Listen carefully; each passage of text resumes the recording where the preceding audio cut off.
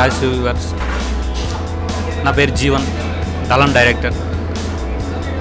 మా మూవీ త్వరలో మీ ముందుకు వస్తుంది. దళం అంటే మాజీ నక్సలైట్స్ కథ. ఇది లవ్ అండ్ కుటుంబ కథా చిత్రం. నేను ఎక్కువగా ఈ కాన్సెప్ట్ను విజువల్గా చూపించడానికి ఫస్ట్ ప్రిఫరెన్స్ ఇచ్చాను. నేను రైటర్ని కాబట్టి కథ డెఫినెట్గా మంచి స్క్రీన్ ప్లే, కథ, బెస్ట్ టెక్నికల్గా ఈ మూవీని షూట్ చేశాను.